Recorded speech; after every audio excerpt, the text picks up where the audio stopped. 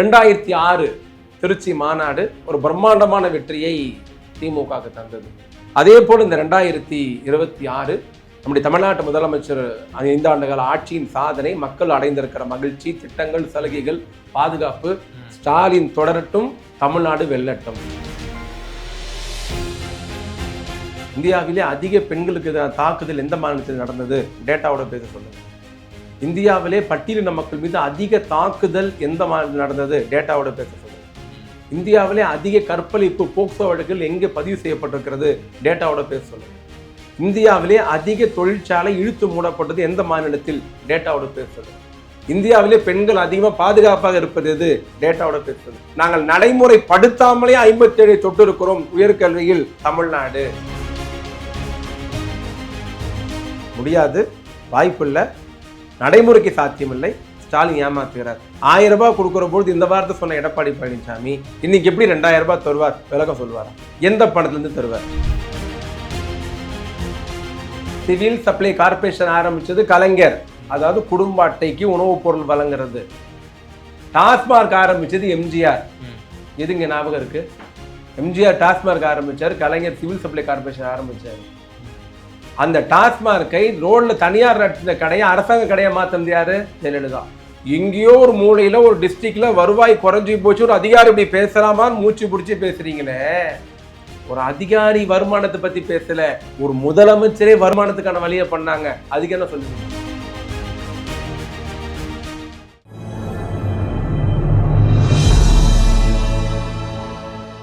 Tamil news நேயர்களுக்கு வணக்கம். இன்றைய சிறப்பு நேர்காணலில் நம்மோடு இருந்திருப்பவர் திராவிட முன்னேற்ற கழகத்தினுடைய செய்தி தொடர்பாளர் மரியாதைக்குரிய சைடி சாதிக் சார். சார் வணக்கம்.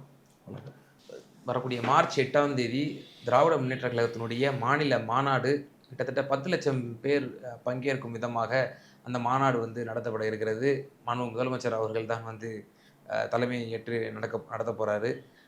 ஏற்கனவே கடந்த 2021 சட்டமன்ற தேர்தலையும் கூட மார்ச் மாதம் இதே போல் திருச்சியிலே ஒரு பிரம்மாண்டமான ஒரு மாநாட்டை நடத்தி அது ஒரு மிகப்பெரிய ஒரு இம்பாக்டை ஏற்படுத்தியது என்றெல்லாம் பல அரசியல் விமர்சகர்களால் சொல்லப்பட்டது. இப்போ இந்த மாநாட்டினுடைய அம்சம் என்ன, என்ன மாதிரியான நேரேட்டிவை நீங்கள் மக்கள் மத்தியில் நீங்கள் கொண்டு போக போகிறீங்க? இல்லை, திராவிட முன்னேற்ற கழகத்துடைய வரலாற்றில் திருச்சிக்கு ஒரு தனி வரலாறு உண்டு, தனி இடம் உண்டு. திமுக என்றால் அதுக்கு அடுத்த மையமாக இருக்கிற இடம் திருச்சி தான்.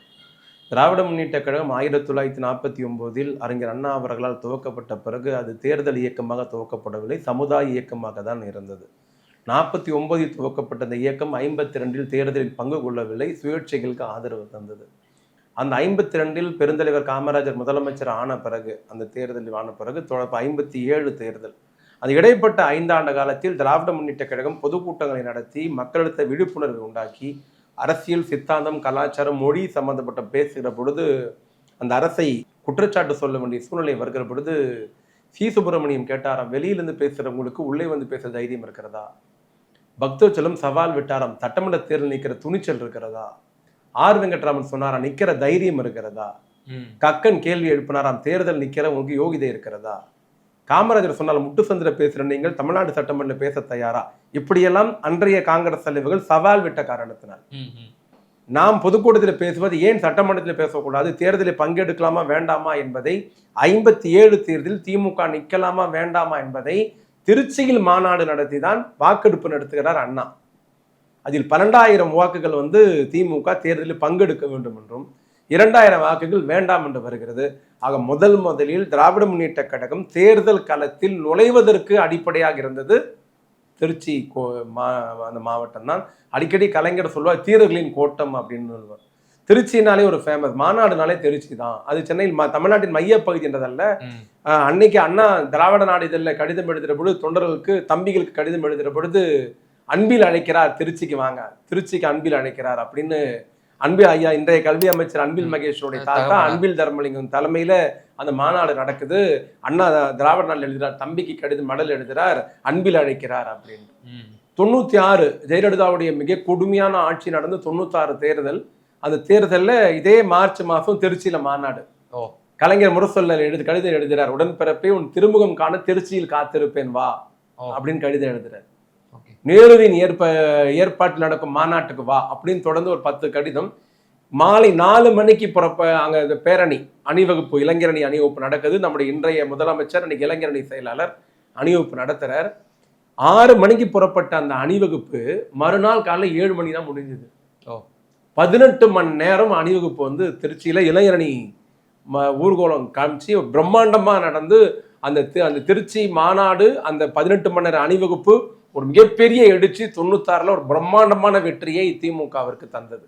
2006 திருச்சி மாநாடு ஒரு பிரம்மாண்டமான வெற்றியை திமுகவுக்கு தந்தது. அதே போல் இந்த 2026 நம்முடைய தமிழ்நாட்டு முதலமைச்சர் 5 ஆண்டுகால ஆட்சியின் சாதனை, மக்கள் அடைந்திருக்கிற மகிழ்ச்சி, திட்டங்கள், சலுகைகள், பாதுகாப்பு, ஸ்டாலின் தொடரட்டும், தமிழ்நாடு வெல்லட்டும். இதுதான் மாநாட்டுடைய முக்கிய கோஷம். இந்த அரசு தொடர வேண்டும், தமிழ்நாட்டு முதலமைச்சராக தொடர வேண்டும், தமிழ்நாடு வெல்ல வேண்டும். எங்கு வெல்ல வேண்டும்? ஒன்றியத்தில் வெல்ல வேண்டும், ஆதிக்க சக்தியில் வெல்ல வேண்டும், மதவாதத்தை வெல்ல வேண்டும், அதிகார குவியலை அடித்து நொறுக்க வேண்டும், மாநில உரிமைகளை மீட்க வேண்டும். அப்ப தமிழ்நாடு வெல்லணும். அப்ப ஸ்டாலின் தொடர்ந்தால்தான் இது வெல்லும்.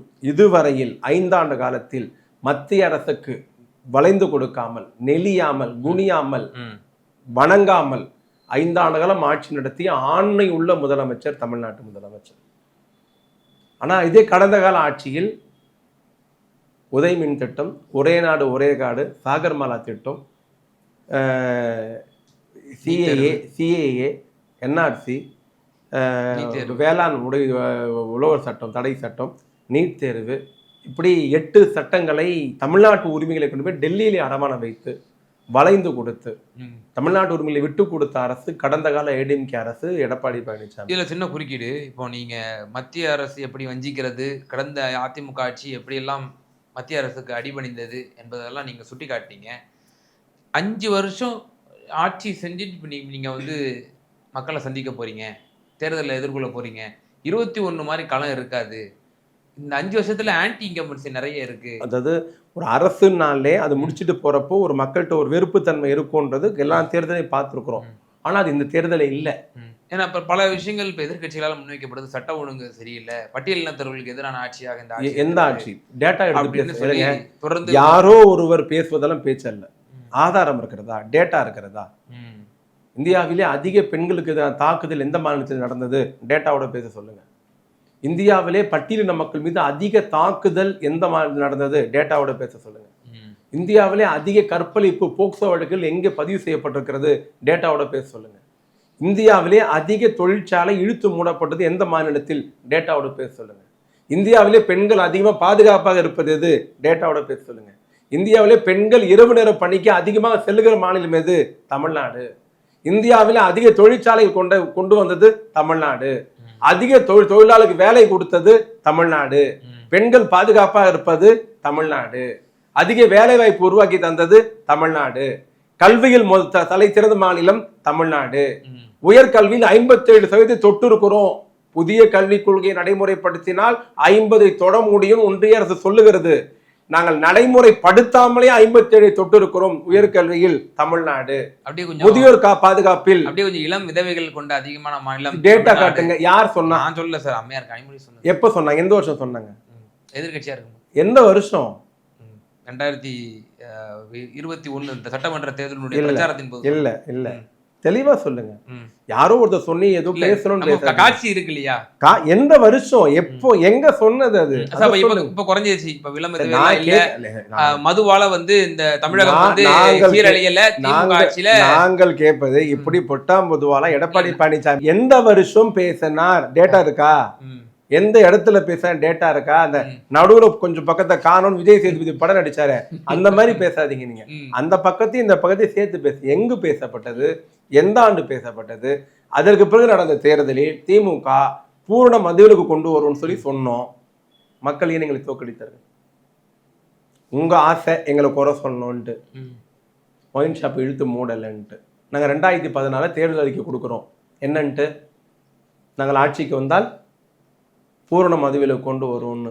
நீங்க குடிக்க மாட்டீங்கல்ல? இருங்க, குடிக்க மாட்டீங்கல்ல? ஒயின் ஷாப் இழுத்து மூடன்னு சொன்னது யாரு? நாங்க தானே. மக்கள் என்ன பண்ணிருக்கணும்? என்னங்க பண்ணிருக்கணும்? ஜெயிக்க வச்சிருக்கணும்ல. ஏன் ஜெயிக்க வைக்கல? இல்ல கணிசமான வாக்கு கிட்டத்தட்ட 39% வாக்கு வாங்கிச்சு இல்லையா திமுக? சார் ஜெயிக்கிற நீ தான் சார் கையெழுத்து போட முடியும். வாக்கெல்லாம் விடுங்க. ஏன் 2021 பிறகு ஆட்சிக்கு வந்துட்டீங்கல்ல? 2016 நாங்கள் தேர்தல் வாக்குறுதியில் சொன்னது, நாங்கள் ஆட்சிக்கு வந்தால் முதல் கையெழுத்து ஒயின் ஷாப்பை இழுத்து மூடுவோன்ட்டு. மக்கள் ஜெயிக்க வச்சிருக்கணுமா இல்லையா? ஜெயிக்க வைக்கல. ஒயின் ஷாப்பை மூட மாட்டோம்னு சொன்ன கட்சியை தானே ஜெயிக்க வச்சாங்க. படிப்படியா மூடுவோன்னு சொன்னாங்க. அது படிப்படி மூடினாங்களா? படிப்படியா? ஆமா, மூடினாங்கல்ல. என்ன மூடினாங்க? வந்து அம்மையார் ஜெயலலிதா அவர்கள் ஆட்சிக்கு வந்த பிறகு 500 மதுக்கடைகள் தவறான தகவலை பதிவு இல்ல நான் முடிச்சிடுறேன். இல்ல நான் சொல்லிடுறேன் தவறான தகவல். அப்புறம் நேரம் குறைக்கப்பட்டது. சரி, அப்புறம் பிறகு அவர் மரணித்து விட்டார். எடப்பாடி பழனிசாமி அவருடைய ஆட்சி காலத்தில் பெரிதாக எந்த ஒரு முன்னெடுப்புகளும் யார் ஆட்சி? அந்த கட்சி ஆட்சி, அதிமுக. ஓகே, மூன்றோன்னு சொன்னீங்களா? ஓட்டு போட்டாங்களா? போடல. 2021 தேர்தல் நாங்க எங்கன்னா சொல்லியிருக்கோமா மூன்றோன்னு சொன்ன எங்களுக்கு ஆதரவு இருந்ததா? இல்ல. மூட மாட்டோம்னு சொன்னதுன்னு ஆதரவு இருந்தது இல்ல. அவர்களும் படிப்படியாக நாங்கள் வந்து மதுவிலக்கை அமல்படுத்தி பூரண மதுவிலக்கு என்ற லட்சியத்தை நாங்கள் சார் பண்ணிட்டு தான் நீங்க பேசணும். பண்ணலி நீங்க இப்படியே குழப்பறீங்க போட்டு. படிப்படி நாங்க படிச்சாங்களா? குறைச்சாங்களா? இல்ல. அப்ப சொன்னவனை விட்டுட்டு சொல்லாத எங்களை பிடிச்சி தொங்கிட்டு இருக்கிறீங்க. நாங்க எங்க சொன்னோம்? வெகுஜன விரோத முடிவு எடுக்க முடியாதுல்ல எந்த அரசாக இருந்தாலும். நாங்க மூன்றோம், நீங்க ஓட்டு போடல. சோ அதனால நம்ம வந்து இன்னும் ஊக்குவிப்போம். எங்க ஊக்குவிப்போம்?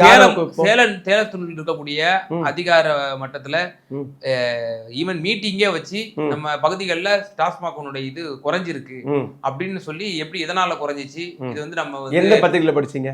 நம்ம செய்தியே பார்த்தோம். என்னால காட்ட முடியும் அந்த செய்தியை. இதுவரைக்கும் எந்த டாஸ்மாக் அமைப்பும் அதிகாரப்பூர்வமாக தன்னுடைய விற்பனையை சொன்னதே இல்லை என்று தமிழ்நாடு சட்டமன்றத்தில் 5 ஆண்டு காலமாக எந்த இடத்திலும் இந்த வருவாயை பற்றி பேசியதாக வரலாறு இல்லை. உங்களுக்கு மட்டும் யார் சொன்னா? ஒண்ணு இல்ல. நாங்கள் ஆட்சிக்கு வந்து ஏடிஎம்கே 2021 ஆட்சி விட்டு போகிற பொழுது 7500 கடை இருந்தது. இன்னைக்கு தமிழ்நாட்டில் 6200 கடை தான் இருக்கிறது. எவ்வளவு கடையை மூடி இருக்கும்? கோயிலாண்ட இருந்த கடை, சர்ச்சாண்ட இருந்த கடை, மசூதியாண்ட இருந்த கடை, காலேஜாண்ட இருந்த கடை, ஸ்கூலாண்ட இருந்த கடையெல்லாம் எடுத்து மூடி இருக்கிறோம். சரியா?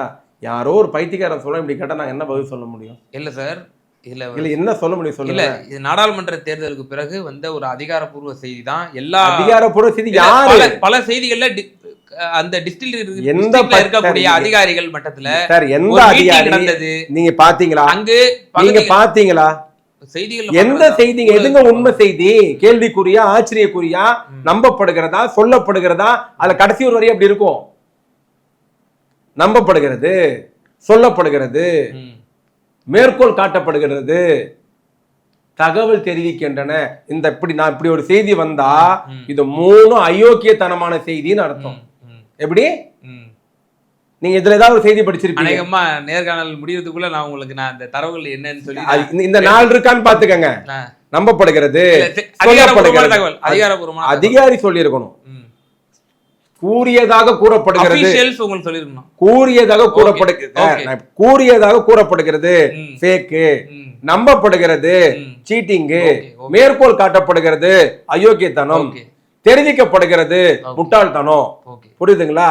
எந்த அதிகாரியாவது நோட்டீஸ் கொடுத்து இப்படி இருக்க ஆதாரப்பூர்வம்னா ஒத்துக்கிறோம். ஒண்ணு.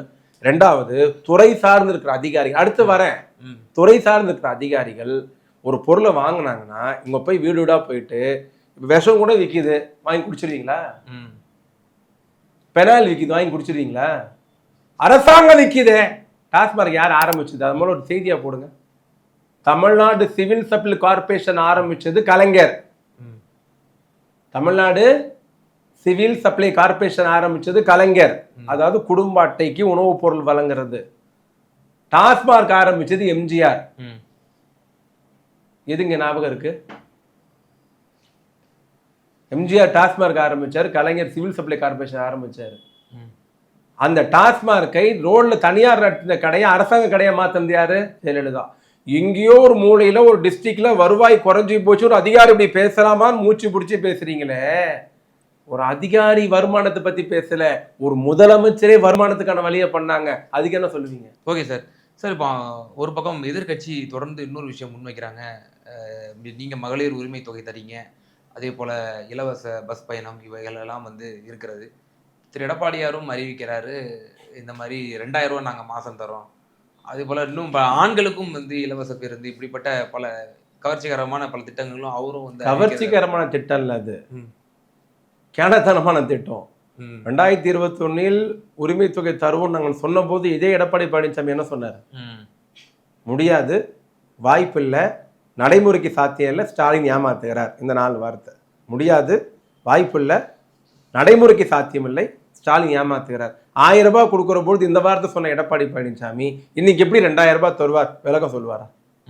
எந்த பணத்திலிருந்து தருவார் 2000 ரூபாய்? நாங்க தெளிவா சொல்றோம், மகளிர் உரிமை தொகை எந்த பணத்தின் அடிப்படையில் எப்படி தரோம் அப்படின்னு அரசாங்க கெசட்ல குறிப்பு இருக்கு. சட்டமன்ற கேள்வி கேட்டுக்கலாம். இவர் பொருளாதார புலியாச்சே, சொல்லுங்க. நாங்கள் 1000 ரூபாய் கொடுக்கிற போது முடியாதுன்னு சொன்னது யாரு? நாங்க முடிச்சு காமிச்சோம். இன்னைக்கு 2000 ரூபாய் தரேன்றீங்க. உங்களுடைய கையாலாகத்தனும் முட்டாள் மக்கள் நம்ப தயாராக இல்லை. நீங்க ஸ்கூட்டி கொடுக்குற நீங்க கொடுத்துட்டீங்களா? தாலிக்கு தங்கம் தரேன் நீங்க தந்தீங்களா? வேலைக்கு போறப்ப இது வீட்டில் இருக்கிற தாய்மார்க்கெல்லாம் இலவச செல்போன் நீங்க கொடுத்தீங்களா? இலவச வீடு நீங்க கொடுத்தீங்களா? இல்லை. அந்த அந்த இதுலேயே போயிடுச்சு அது. ஒவ்வொரு வீட்டுக்கும் 25 லிட்டர் தண்ணி கேன், தினமும் பாதுகாக்கப்பட்ட குடிநீர், சுத்திகரிக்கப்பட்ட குடிநீர் கொடுத்தீங்களா? இல்லை. எப்படி நம்புவாங்க உங்களை? ஆண்களுக்கெல்லாம் இலவச பேருந்து சேவை கொடுப்போம். மகளிர் விடியல் பேருந்து முதலமைச்சர் துவக்கி வைத்த போது எடப்பாடி பழனிசாமி ஸ்டேட்மெண்ட் எடுத்து படிங்க. அந்த ஸ்டேட்மெண்ட்டுக்கும் இப்போ அவர் கொடுத்துக்கிற வாக்குறுதிக்கும் ஒத்து வருதான்னு பாருங்க. மக்களை ஏமாற்றுவதற்கு, திசை திருப்புவதற்கு போற வல்ல அள்ளி விட்டு போறாரு அவர். ஜெயிச்சா தானே தரணும், அவ்வளவுதான். ஸோ இப்போ இன்னொரு விமர்சனமும் திராவிட முன்னேற்ற கழகத்தின் மீது வைக்கப்படுகிறது. தொடர்ந்து இந்த ஆட்சியிலேயே வந்து அவ்வளவு குறைகள் இருக்கு. எவ்வளவு குறைகள்? பலரும் வந்து தங்களுடைய கோரிக்கைகள் நிறைவேற்றவில்லைன்னு சொல்லி போராடிட்டு இருக்காங்க. யாரு? ஏன் அந்த போக்குவரத்து ஊழியர்கள் இன்னும் பெண்டிங் பேலன்ஸை வந்து ரிலீஸ் பண்ணலன்னு அவங்க ஒரு பக்கம் போராடிட்டு இருக்காங்க. இடைநிலை ஆசிரியர்கள் அவர்களுடைய முடிச்சிட்டாங்க. அவங்கள இன்னைக்கு அறிவிச்சு முதலமைச்சர் சந்திச்சு இனிப்பு ஊட்டி சால்வில் கொடுத்து நன்றி தெரிவிச்சிட்டாங்க. சத்துணவு பணியாளர் போராடினாங்க. அவங்களுக்கு இன்னைக்கு சம்பளம் 1500 உயர்த்தி பணி நிறைவு தொகை 2 லட்சமா உயர்த்தியாச்சு. 3000 நர்ஸுகளை பணி நிரந்தரம் பண்ணணும்ட்டு டிஎம்எஸ்ல போராட்டம் பண்ணாங்க. மாண்புமிகு சுகாதாரத்துறை அமைச்சர் பணி நிரந்தர ஆணையை கொடுத்துட்டாரு. அரசு ஊழியர்களுக்கு பழைய பென்ஷன் கேட்டீங்க, அதுவும் கொடுத்தாச்சு. வேற யாருக்குன்னா யார் பாக்கி? இல்லை, அந்த போக்குவரத்து ஊழியர்களுடைய பெண்டிங் அதுவும் நடந்துரும். அவ்வளவு. அப்புறம் யார் இருக்கா? இன்னும் கிட்ட 9 வருஷம் ஆகுது. நம்ம ஆட்சி வந்து 4 ஆண்டுகள் ஆகிவிட்டது. யாரு? அதிமுக ஆட்சி இல்லத்துல விட்டு சென்றது. நடுவுல அவங்க பெரும் தொகை 650 கோடி ரூபாய் விடுவிக்கப்பட்டது. மீண்டும் அதையும் கொடுத்துருவாங்க. அப்புறம் வேற யார் இருக்கா? ஆனால் இந்த திமுக இங்க இருக்கக்கூடிய இஷ்யூஸ் எல்லாம் விட்டுட்டு மண்மொழி இனம் என்ன இஷ்யூ விட்டோம்? மத்திய அரசு எதிர்ப்பை மட்டுமே நம்ம வந்து செஞ்சு நம்ம வந்து ஓட்ட வாங்கிடலாம் அப்படின்ற ஒரு ஸ்ட்ராட்டஜியை கையில் எடுக்குதுங்கிற ஒரு விமர்சனம். எந்த இஷ்யூ விட்டோம்? சாப்பிட்ற சாப்பாடு அதுக்கும் திட்டத்தை உருவாக்குறோம். பேசுகிற மொழிக்கும் போராடுறோம். உடம்பு நல்லா இருக்கணும், சுகாதாரம் தேவை, அதுலேயும் கவனம் காட்டணும். சுகாதாரம், கல்வி, வறுமை, வேலைவாய்ப்பு, உள்கட்டமைப்பு, மொழி, கலாச்சாரம் எல்லாத்துக்கும் முதலமைச்சர் கவனம் கிடையாது. சுற்றுச்சூழல், இந்தியாவிலேயே ஒரு முதலமைச்சர் சுற்றுச்சூழலை பற்றி பேசினாரு, நேரம் ஒதுக்குனாரு, ஆய்வுக்கூட்டம் நடத்தினாரு, துறை அமைச்சர் நியமிச்சாருன்னா அது தமிழ்நாடு மட்டும்தான். இந்தியாவிலேயே காடுகளுடைய ஹெக்டர் அதிகப்படுத்தப்பட்டது. எல்லா இடத்துலையும் காடு அழிஞ்சிட்டு வருது. எல்லா ஸ்டேட்லேயும் காட்டின் நிலப்பரப்பை அதிகமாக்கணும் தமிழ்நாடு தான். அப்புறம் என்ன எதில் விட்டு வச்சோனாங்க? எல்லாம் 32 துறை இருந்தால் 32 துறை முதலமைச்சர் நேரடி கவனம் செலுத்தினார். இன்னைக்கு எல்லா துறையும் பெஸ்ட்டாக இருக்கு. எங்க குற்றச்சாட்டை சொல்றதே ஒரு ஆதாரபூர்வமாக சொல்லுங்க, ஒரு டேட்டாவோட சொல்லுங்க. ஏதோ டீக்கெட்டில் உட்காந்து பேசிட்டு போற மாதிரி போகக்கூடாது. இல்லை, 3 நாள் சட்டமன்றம் நடந்தது. 63 எம்எல்ஏ ஏடிஎம்கேக்கு என்ன பேசுனாங்க சொல்லுங்க? பொதுவெளியில பேசுறவர்கள், நாக்கில் நரம்புலாம் பேசுற, யோகி இல்லாமல் வெக்கமே இல்லாமல் பேசுற அதிமுக எம்எல்ஏ பார்த்து கேட்கிறேன், 3 நாள் சட்டசபை என்ன பேசுனாங்க? எழுந்து பிரதான பிரச்சனை இருந்திருந்தால், சட்ட ஒழுங்கு சீரழிந்து போயிருந்தால், வளர்ச்சியே இல்லாமல் இருந்திருந்தா, வறுமை தாண்டவம் ஆடிந்தா அவனை கண்டுட்டு இருந்திருக்காதா கேட்கறதுக்கு? 3 நாளுங்க 63 எம்எல்ஏ என்ன பேசுனாங்க? பிஜேபி 4 எம்எல்ஏ என்ன பேசுனாங்க? அன்புமணியோட 3 எம்எல்ஏ என்ன பேசுனாங்க? இல்லையே. என்ன இருக்கு பேசுறதுக்கு முதல்லங்க? எல்லாம் டேட்டா கையில இருக்கு, ஆதாரம் இருக்கு. ஓகே. ஆக பொதுவெளியில் எது வேணாலும் பேசிட்டு போறது அரசியல்வாதிகள் பேச்சு. மக்களுக்காக பேச வேண்டும் என்று சொன்னால் சட்டசபையில் பேசியிருக்க வேண்டும். அவங்க பேசுறதுக்கான எந்த தரவும் அவங்ககிட்ட இல்லை. ஏன்னா எது எழுந்து கேட்டாலும் அழகான ஆணித்தரமான விளக்கமான பதில்கள் எல்லா இடத்துலையும் இருந்தது. வெளியே புலம்புறாங்க, உள்ள பம்புறாங்க. ஆக எப்படி 57 ஒரு வெற்றியோ, எப்படி தொடர்ச்சியாக திருச்சி நமக்கு கை கொடுத்ததோ, அதே போல் 96 பிரம்மாண்ட வெற்றி, 2006 வெற்றி, இன்னைக்கு 2026 நம்முடைய தமிழ்நாட்டு முதலமைச்சர் மீண்டும் திருச்சியை தேர்ந்தெடுத்து தேர்தலின் கூட்டமாம் திருச்சியில் 10 லட்சம் கழக தொண்டர்களை ஒன்று சேர்த்து தொடரட்டும் ஸ்டாலின், வெல்லட்டும் தமிழ்நாடு அப்படின்ட்டு ஒரு மிகப்பெரிய முழக்கத்தை அங்கே எழுப்ப இருக்கிறோம். அந்த முழக்கம் தமிழ்நாட்டின் மூல முழுக்கெல்லாம் எதிரொலிக்கும், குக்கிராமில் எதிரொலிக்கும், ஒவ்வொரு தெருவில் எதிரொலிக்கும், ஒவ்வொரு வாக்காளர் என்ன இதயங்களில் எதிரொலிக்கும். ஆக ஸ்டாலின் தொடர வேண்டும், தமிழ்நாடு வெல்ல வேண்டும். அது திருச்சி மாநாடு சங்கநாதம் பாடும். திருச்சியிலே முழக்கமிடுவோம், அங்கே சந்திப்போம். நிச்சயமா சார். பல்வேறு விவகாரங்களில் எங்கள் நேயர்களுக்கு ரொம்ப தெளிவாக உங்களோட கருத்துக்களை பதிந்தீங்க. ரொம்ப நன்றி. மகிழ்ச்சி.